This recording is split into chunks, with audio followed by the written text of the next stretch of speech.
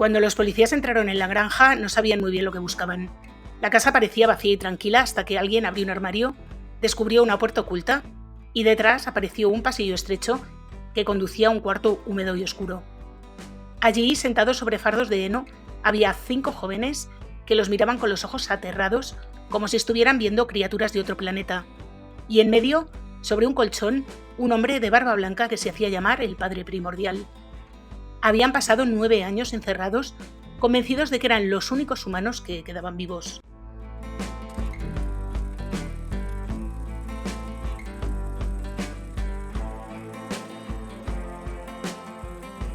Hola a todos, yo soy Julia y hoy os traigo el caso de la familia desaparecida de Ruiner World, la familia fantasma que vivió atrapada en un apocalipsis inventado por su propio padre.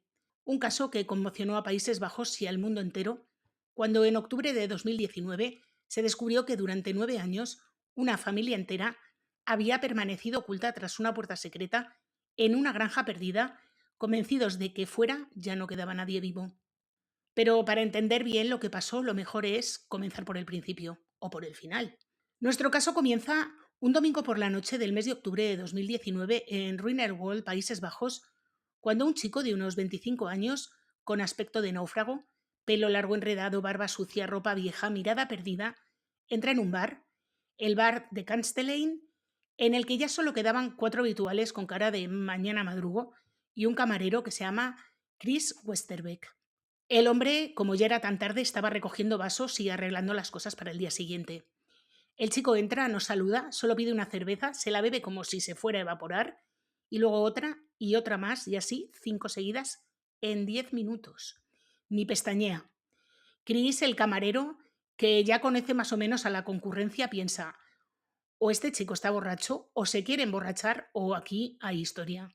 Y había historia. El chico, con voz infantil y ese aire de no saber dónde está, le dice: he escapado, necesito ayuda. No salgo de casa desde hace 9 años. Mis hermanos siguen allí y alguien tiene que ayudarles. Así que Chris llama a la policía. La policía tardó algún tiempo en llegar a aquella noche oscura de otoño y cuando finalmente aparecieron ya era plena madrugada. Israel estaba sentado en uno de los taburetes del bar y lo primero que hizo la policía fue pedirle su documentación, pero el chico no tenía ninguna. Y entonces le preguntaron su nombre completo. Su nombre era Israel Van Dorston. Los agentes introdujeron el nombre en la base de datos, pero nada.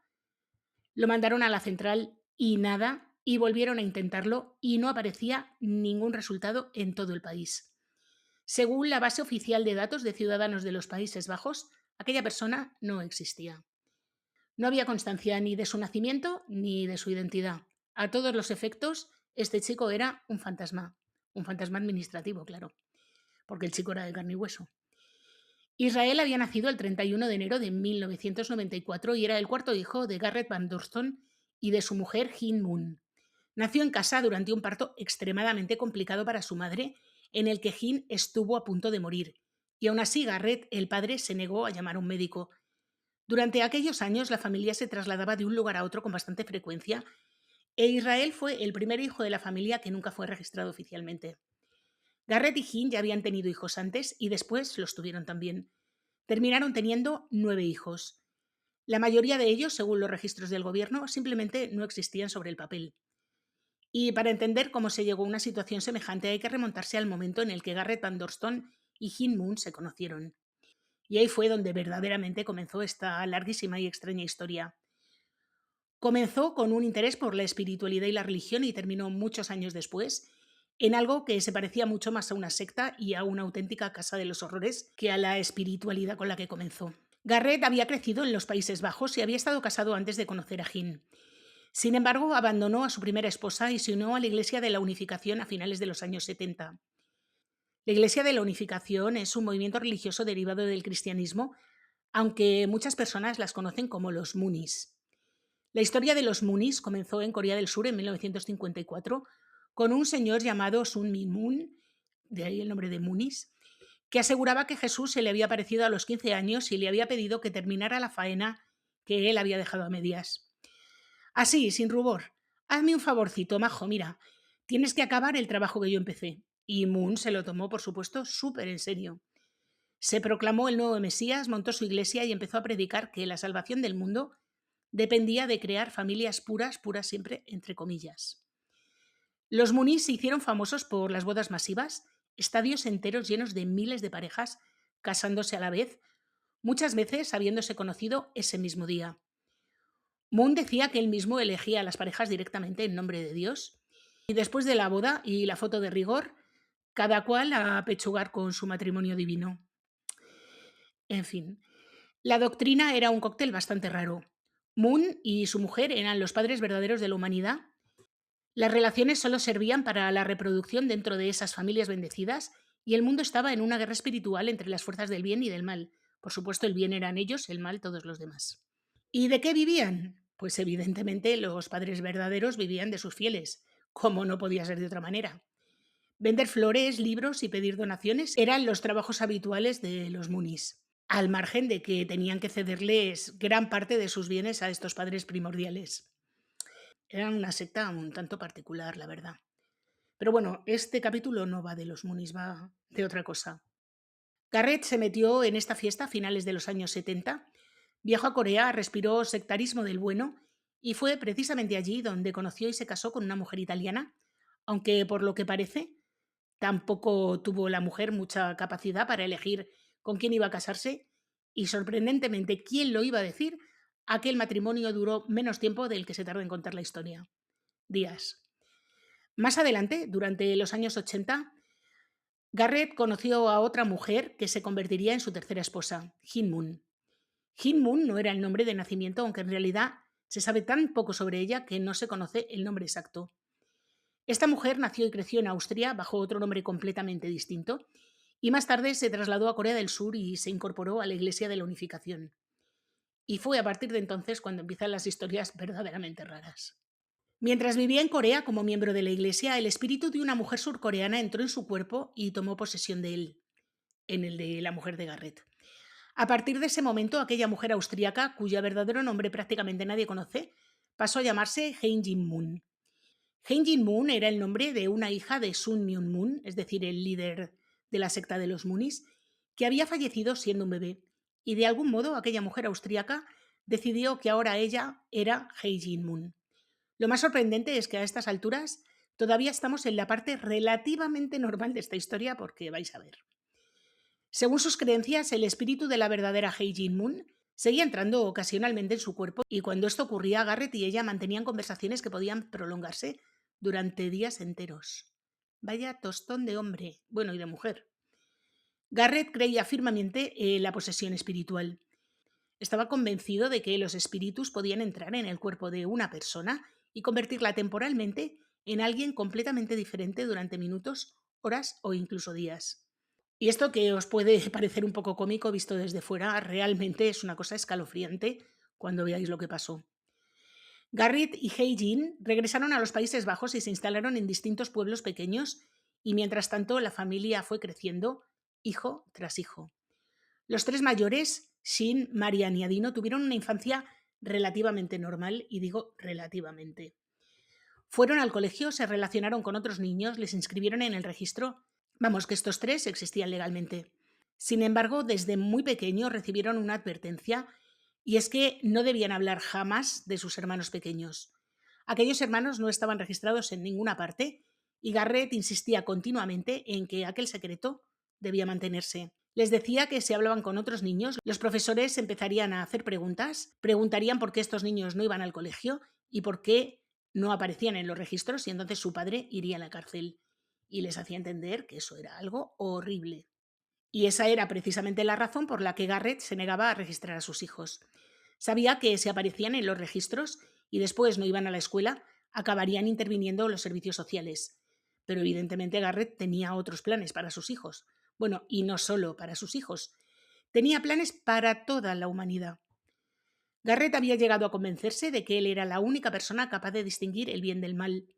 En su visión del mundo, todo lo que ocurría fuera de su círculo familiar estaba corrupto y solo él podía guiar a sus hijos hacia la salvación. Con la ayuda de Joseph Brunner, un carpintero austríaco que se había convertido en su inseparable colaborador, Garrett fue modificando las casas en las que vivía la familia. Levantaban tabiques, subdividían habitaciones y construían pequeños espacios aislados del exterior, creando auténticos compartimentos ocultos dentro de las propias viviendas. El resultado era una especie de complejo laberíntico en el que los niños podían ser separados unos de otros en cualquier momento y permanecer completamente apartados del mundo exterior. Aquellas casas se transformaban poco a poco en prisiones, y eso es exactamente lo mismo que hizo en Ruinerwold. Allí Garrett encerraba a sus hijos cuando le parecía oportuno, los aislaba durante larguísimos periodos y controlaba todos los aspectos de sus vidas. Los días transcurrían entre oraciones obligatorias, interminables sermones religiosos, castigos físicos y humillaciones constantes. Las palizas formaban parte de la rutina y los abusos eran continuos. Y lo que es peor de todo esto es que la situación no hizo más que empeorar con el paso de los años. En algún momento, por lo visto, la mujer, Heijin, intentó escapar, pero según contaron algunos de sus hijos después, él la obligó a regresar, la arrastró de vuelta mientras ella trataba de resistirse. Y aún así, existe otro factor que podría ayudar a explicar por qué permaneció junto a él durante tanto tiempo. Sus hijos, por un lado, y su estado de salud que se estaba deteriorando a ojos vista. Con el paso de los años empezó a encontrarse cada vez peor y nadie sabía exactamente qué enfermedad padecía, porque claro, no podían ir al médico. Acudir al médico no era una opción y al hospital muchísimo menos. Para Garrett, la respuesta a cualquier problema era siempre la misma, rezar más. Si alguien enfermaba, debían rezar más. Si los síntomas empeoraban, había que tener más fe. Y si seguía encontrándose mal, era porque no rezaba lo suficiente. Esa era su explicación para todo siempre. Cuando Heijin Moon murió de cáncer de colon en 2004, Garrett reunió a los niños y les explicó la razón de su muerte. No habló de la enfermedad, porque por supuesto no sabía lo que era, ni de la falta de tratamiento médico, y por supuesto por lo que había muerto era porque no tenía suficiente fe. Tras su fallecimiento, la situación dentro de la casa no mejoró en absoluto como era de esperar. Al revés, los abusos, las palizas y el aislamiento se endurecieron y las creencias cada vez más extrañas de Garrett siguieron ocupando el centro de la vida familiar. Durante años había insistido en que distintos espíritus entraban en el cuerpo de Heijin y hablaban a través de ella. Y después empezó a hacer exactamente lo mismo con sus hijos mayores. Seguía obsesionado con la idea de la posesión espiritual y aseguraba que determinadas entidades podían apoderarse temporalmente del cuerpo de una persona. Para entonces los hijos mayores ya eran lo suficientemente adultos como para comprender que aquello era una parida gigantesca. Sabían perfectamente que no estaban presenciando fenómenos sobrenaturales y entendían que todo formaba parte del sistema de creencias impuesto por su padre. Sin embargo, también sabían que lo mejor era seguirle la corriente. Negarse tenía unas consecuencias horribles. Si cuestionaban aquellas paridas gigantes, eran acusados de ser malvados, de ser unos enviados corruptos del mal, y si rechazaban participar en aquellas representaciones, eran castigados. Y los castigos no eran ninguna tontería, podían ser brutales. Y para muestra, Garrett ya había encerrado a uno de sus hijos en una jaula para perros durante un año entero. Un año, un niño viviendo en una jaula. También había obligado a algunos de ellos a dormir en perreras exteriores durante largos periodos. Y recordemos que estamos en los Países Bajos y hacía un frío y una humedad que para qué las prisas. Cualquier acto de resistencia podía desembocar en una nueva humillación, una paliza o un nuevo castigo. Por eso muchos optaban por fingir. Era más fácil participar en aquellas supuestas posesiones espirituales que enfrentarse a las consecuencias por cuestionarlas. Sin embargo, cuando Heijin murió, Garrett desarrolló una idea nueva. Empezó a afirmar que el espíritu de Heijin no había desaparecido. Simplemente había elegido un nuevo cuerpo a través del cual manifestarse. Y decidió que era el de Adino, uno de los hijos mayores. Adino apenas tenía 12 años cuando empezó aquella situación. Al principio, Garrett aseguraba que el espíritu de su madre entraba en él unas pocas horas. Sin embargo, con el paso del tiempo, aquellos episodios se hicieron cada vez más largos y más frecuentes, y la consecuencia era bastante perturbadora. Garrett no se limitaba a decir que el espíritu de Heijin habitaba temporalmente en su hijo. Empezó a tratar a Dino como si realmente fuera su esposa fallecida. Adino comprendía perfectamente lo que estaba ocurriendo, sabía que no era su madre, sabía que todo eso era una ficción, pero también sabía que oponerse tenía unas consecuencias horribles y por eso se veía obligado a interpretar el papel. ¿Y los otros niños también tenían que hacerlo? y tratarle exactamente igual que si fuera su madre. Vaya vodevil. Si alguno se negaba o no seguía las reglas establecidas por Garrett, este montaba en cólera porque consideraban que estaban cuestionando sus creencias. Adino, el pobre, tenía que vestirse con la ropa de su madre, utilizar sus perfumes, cocinar para toda la familia y asumir gran parte de las tareas que antes realizaba ella. Y esta situación era bastante inquietante porque Garrett no se limitó a asignarle las responsabilidades domésticas de su esposa. También lo trataba como si fuera su mujer, incluidas las relaciones. Y Adino no fue el único. Garrett hizo algo parecido con una de sus hijas. También aseguró que el espíritu de su esposa había entrado en ella y usó exactamente el mismo razonamiento. Si el espíritu de Heijin estaba allí, entonces a sus ojos seguía siendo ella. Abusos se llama esto. Y con el paso de los años la familia se fue aislando cada vez más hasta llegar a la granja de Ruinerwold. Joseph Brunner, fiel seguidor que llevaba años acompañando a Garrett, se trasladó con ellos. Para entonces, sin embargo, los dos hijos mayores ya habían conseguido escapar. Marian había huido en 2008 y Sin lo hizo al año siguiente. Ambos se marcharon una noche sin avisar a nadie y nunca volvieron. Adino también consiguió escapar en 2010. La granja de Ruiner Wall era, con diferencia, el lugar más aislado en el que habían vivido hasta entonces. Allí los niños crecieron convencidos de que el mundo exterior era malvado y en muchos casos de que ellos eran prácticamente los únicos seres humanos que quedaban con vida. Ninguno podía cruzar la valla que rodeaba la propiedad y prácticamente nadie llamaba jamás a la puerta. Los tres hijos que habían escapado eran los únicos miembros de la familia registrados oficialmente. Garrett, por su parte, incluso había llegado a darse de baja como ciudadano neerlandés. A efectos prácticos, las autoridades ni siquiera sabían que vivía allí. No sé cómo uno puede darse de baja como ciudadano de un país sin registrarse en otro y sin decir que es muerto, pero eso es lo que he leído en todas partes, así que así será. Si en Países Bajos puede hacerse, lo desconozco, pero debe ser que sí. Y como ya os he dicho antes, ninguno de los hijos que permanecían en la granja existía sobre el papel. Además, la vivienda estaba alquilada a nombre de Joseph Brunner. Ni siquiera los propietarios tenían idea de lo que ocurría realmente en el interior. Todo permanecía completamente fuera de cualquier control oficial. Y ni siquiera vivían en la granja propiamente dicha, porque la familia residía en un búnker oculto construido junto a la casa y parcialmente bajo ella. Para acceder a él había que atravesar una puerta secreta escondida detrás de un armario. Aquella entrada oculta existía gracias a las reformas realizadas por Joseph Brunner. Cuando alquiló la propiedad estaba en muy mal estado y necesitaba un montón de reparaciones, y Brunner llegó a un acuerdo con los propietarios a cambio de un alquiler reducido, y era que él se encargaría de arreglarla. Lo que los dueños desconocían era el alcance real de aquellas obras, claro. Entre las modificaciones, Joseph construyó una entrada secreta oculta tras un armario. Tras abrirla, se accedió a un corredor completamente oscuro, una especie de laberinto que atravesaba las zonas añadidas a la vivienda. Y después de avanzar por aquella oscuridad, se llegaba finalmente a una habitación húmeda, cuyo mobiliario era prácticamente inexistente, se limitaba a un sofá y unos fardos de paja, y allí dormían todos, cada uno en su saco de dormir. La única persona que podía entrar y salir libremente era Garrett. Los niños apenas abandonaban el refugio salvo para realizar alguna tarea concreta que él les ordenaba. Y la única actividad a la que parecía conceder verdadera importancia era al ejercicio físico. Cada mañana Joseph Brunner aparecía con comida y suministros. Es decir, aquello era la auténtica casa de los horrores.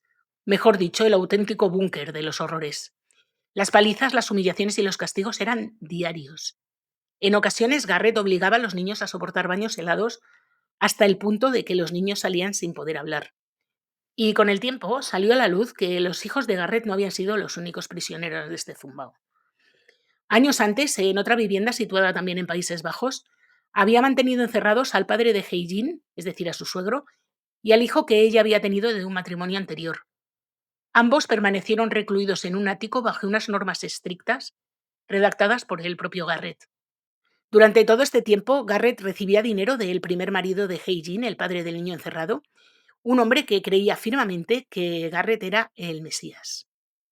Con el tiempo, tanto el padre de Heijin como el hijo fueron enviados de regreso a Austria, probablemente cuando la familia volvió a mudarse de aquella casa.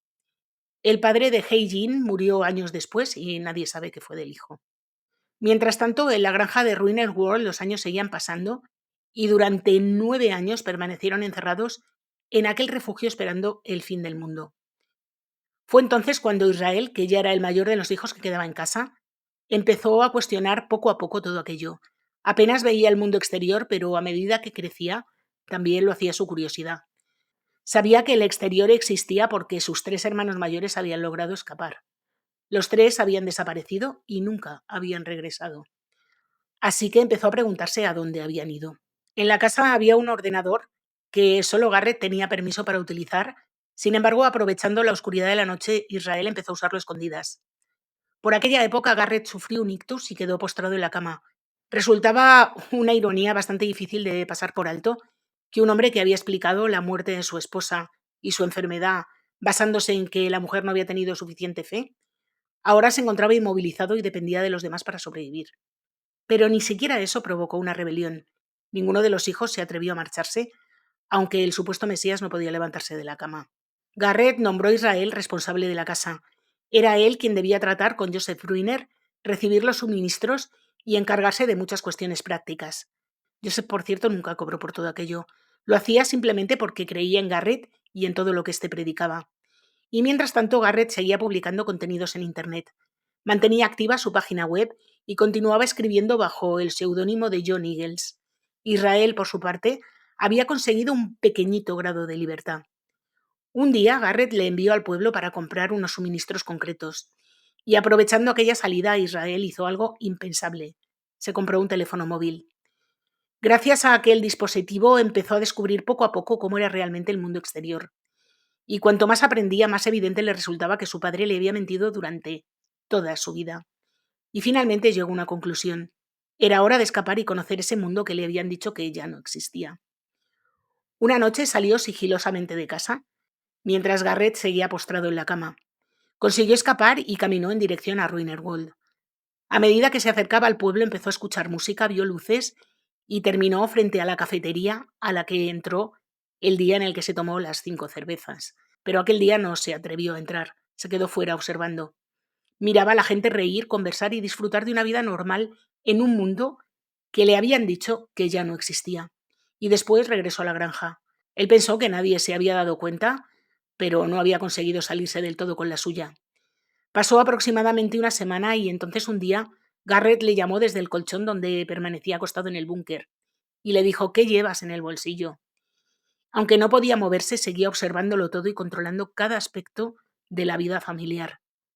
Y si él no podía castigar físicamente a alguien, encontraba otra persona que lo hiciera por él. Israel se planteó mentir, pero enseguida comprendió que no serviría de nada, así que confesó la verdad. Le dijo que tenía un teléfono y que sentía curiosidad por el mundo exterior. Sacó el aparato y se lo entregó. Garrett se limitó a sentir y sabía perfectamente cuál iba a ser su castigo. El castigo consistía en pasar 3 días completos en el exterior sin comida. Y fue entonces cuando Israel comprendió que ya no podía seguir aplazándolo más. Necesitaba marcharse para siempre. Así que, una vez más, esperó a que cayera la noche y cuando la oscuridad cubrió la granja, salió sigilosamente de la casa y se dirigió a Ruinerwold. Y esta vez no se quedó observando desde fuera, sino que entró y pidió ayuda. La policía acudió poco después. Israel les contó buena parte de su historia, no todo lo que sabemos hoy, evidentemente, porque había muchas cosas que él ni siquiera conocía, pero sí la mayor parte de lo que habían vivido y de lo que entendía en aquel momento. Los agentes, como era de esperar, se quedaron completamente desconcertados. El problema era que Israel ni siquiera existía, no figuraba en ningún registro, por lo que no tenían manera de verificar quién era realmente y mucho menos de comprobar una historia tan extraordinaria como la que acababan de escuchar. Finalmente le dijeron algo que para Israel era lo peor que podían haberle dicho. Tenían que llevarle de vuelta a la granja. Por supuesto, era exactamente lo último que él quería oír. Había escapado y ahora las personas a las que acababa de pedir ayuda pretendían devolverlo. Sin embargo, desde el punto de vista de los agentes, la situación también era bastante complicada. ¿Qué podían hacer con una persona sin documentación, sin existencia legal y con una historia que parecía sacada de una novela? Le explicaron que investigarían todo aquello, la granja, la familia, el supuesto grupo religioso, el búnker y todo lo demás, pero ya era muy tarde y preferían dejar la investigación para la mañana siguiente. Yo me quedo atónita, de verdad. O sea, que te dicen que en una granja hay 6 niños encerrados, que están sufriendo malos tratos, abusos, que no han registrado un solo niño en su nacimiento, y tú dices que bueno, que ya lo dejas para mañana. Le dijeron a Israel que subiera al coche patrulla, se lo llevaron de vuelta y allí terminó todo por aquella noche. O al menos eso creían ellos. Los policías llegaron a la granja y literalmente dejaron a Israel delante de la propiedad. Ni siquiera llamaron a la puerta ni comprobaron quién había dentro. No intentaron hablar con nadie, simplemente le dejaron allí, en la entrada de la granja, y se piraron. La situación era tan absurda que casi parece que me la estoy inventando. Acababan de devolver a un joven al mismo lugar que les había asegurado que era el auténtico infierno. Pero los agentes estaban a punto de terminar su turno y se fueron. Israel se quedó solo completamente delante de la granja. A través de las ventanas se podían ver haces de luz moverse de un lado a otro, señal de que le estaban buscando. Más tarde contaría que permaneció aproximadamente una hora sentado sobre la hierba sin saber qué hacer. No quería regresar, le habían llevado allí en contra de su voluntad, pero tampoco sabía muy bien a dónde ir. Apenas conocía el funcionamiento del mundo exterior. No sabía cómo moverse en él, a quién pedir ayuda ni dónde refugiarse. Y las personas que en teoría debían ayudarle le habían abandonado exactamente donde no quería estar. Así que finalmente se marchó, empezó a caminar hasta otra localidad y cuando el cansancio pudo más que él, se tumbó en un banco en una parada de autobús y se quedó dormido. A la mañana siguiente, alrededor de las 8, un policía que pasaba por la zona le vio y le preguntó qué estaba haciendo. Israel volvió a contar exactamente la misma historia desde el principio. Le explicó que había escapado, todo. Y esta vez tuvo suerte porque la gente recordó que uno de sus compañeros le había hablado de un informe relacionado con un joven que afirmaba algo muy parecido. Le llevó inmediatamente a la comisaría y fue entonces cuando la verdadera historia empezó a salir a la luz. Los hermanos mayores de Israel, a quienes algunos de los menores no habían visto en más de una década, fueron localizados y acudieron a ayudar a los investigadores. Explicaron que durante años habían intentado regresar para ver a la familia. Habían tratado de contactar con sus hermanos pequeños y ayudarles, pero nunca habían conseguido llegar realmente hasta ellos. También confesaron algo que llamó muchísimo la atención de los investigadores, que aunque deseaban rescatar a sus hermanos durante mucho tiempo, habían tenido miedo de hacerlo, no porque no quisieran, todo lo contrario, temían que fueran los propios niños los que no quisieran salir de allí, porque habían sido adoctrinados hasta tal punto que tenían la cabeza lavada y no querrían abandonar la granja. Temían que vieran a sus rescatadores como enemigos y no como personas que intentaban ayudarles. Mientras tanto, la policía se dirigió a la granja, llamaron a la puerta y apareció Joseph Brunner. Brunner les dijo que qué hacían allí y los policías le enseñaron una orden judicial de registro. Al principio creyeron que quizá Israel había exagerado o incluso inventado la historia, porque habían recorrido la vivienda prácticamente de arriba abajo y no habían encontrado nada ni a nadie. Las habitaciones estaban vacías, no había señales de familia y de hecho llegaron a comunicar a la comisaría que la casa parecía estar deshabitada. Pero entonces uno de los investigadores descubrió algo raro. Había una puerta oculta detrás de un armario, la abrieron, encontraron el pasadizo secreto, lo siguieron y acabaron descendiendo hacia lo que solo puede describirse como la casa de los horrores. Allí encontraron a 5 jóvenes aterrorizados, sentados sobre fardos de heno, para los que aquellos desconocidos eran como criaturas surgidas de otro mundo. Habían crecido convencidos de que prácticamente toda la humanidad había desaparecido. Y en el centro de la habitación, en un colchón tumbado, estaba Garrett Van Dorston, observando a los policías con la mirada perdida. Garrett fue detenido allí mismo y también Joseph Brunner. Cuando todo salió a la luz, los investigadores llegaron a pensar inicialmente que Brunner era el líder del grupo y que había mantenido encerrada a la familia. Sin embargo, a medida que avanzó la investigación, la impresión fue distinta. Todo indicaba que Joseph había actuado más como un seguidor completamente sometido a Garrett que como el verdadero dirigente de aquella secta. Durante el registro también encontraron decenas de miles de euros en efectivo dentro de la vivienda, una cantidad que superaba los 100.000 euros, que nunca se ha tenido la certeza de dónde apareció este dinero. Garrett terminó acusado de privación ilegal de libertad y blanqueo de capitales. Además, cuando los hijos mayores empezaron a explicar lo que había ocurrido durante años, también fue acusado de múltiples delitos de abuso sexual. El origen del dinero, como os he dicho, nunca quedó completamente claro. No se sabe exactamente de dónde sacó los fondos para mantener a la familia ni para financiar algunas de las propiedades en las que vivieron. La granja de Ruinerwold, por ejemplo, era alquilada. Los 4 hijos mayores, los 3 que habían escapado anteriormente de Israel, querían que Garrett respondiera por todos los delitos que había cometido contra ellos. Los 5 hijos más jóvenes, en cambio, seguían viéndole como una figura mesiánica Insistían en que era inocente, afirmaban que nunca había hecho daño a nadie y rechazaban las acusaciones formuladas por sus hermanos mayores. Finalmente, y tristemente, los cargos contra Garrett terminaron archivándose debido a su estado de salud. Las autoridades consideraban que se encontraba en unas condiciones físicas y mentales tan deterioradas que ya no era posible continuar con las vistas de un proceso judicial. En la actualidad, Garrett Van Dorston tiene más de 70 años y sigue viviendo en los Países Bajos, y algunos de sus hijos continúan viviendo con él. Esto es horrible. Joseph Brunner fue condenado en 2022 a 3 años de prisión solo y, descontándose el tiempo que ya había pasado bajo custodia, recuperó la libertad bastante pronto. Israel, el chico que escapó, logró rehacer su vida, se instaló en Mepel, trabajó en horticultura, exploró su faceta artística y, sobre todo, escribió. En 2021 publicó un libro autobiográfico con un título que lo decía todo. No os lo voy a leer en holandés. El título traducido es Nosotros éramos, yo soy, fuera de Ruinerwold. El resto de los hermanos mayores también han reconstruido su vida, algunos tienen familia, otros no, pero bueno, llevan una vida más o menos normal. De los hijos pequeños no se sabe absolutamente nada. Y bueno, hasta aquí el caso de hoy. Un caso espeluznante, la verdad. Que esto pueda pasar en un país del primer mundo, un país desarrollado y que nadie se haya dado cuenta durante tantos años de todo lo que estaba pasando, me parece increíble y bastante espeluznante. No sé por qué siempre tiendo a pensar que las sectas son cosas de otros sitios, no de Europa. No sé por qué, porque esto no es así. En España hay un montón de sectas, al igual que las hay en todos los países del mundo, pero no sé por qué siempre las considero como algo muy, muy lejano. Y bueno, decidme si conocíais el caso. Yo creo que es un caso más o menos conocido. Decidme, por favor, si pensáis que la condena es suficiente. A mí me parece una auténtica tomadura de pelo. Me parece que este hombre, que no tuvo suficiente fe como para curarse él mismo, al menos debería haber recibido un poquito de castigo, por muy deteriorado física y mentalmente que estuviera, porque deteriorado física y mentalmente fue capaz de infligir castigos horribles a los niños. Así que, bueno, en fin, no sé, que lo mismo son cosas mías, decidme lo que pensáis.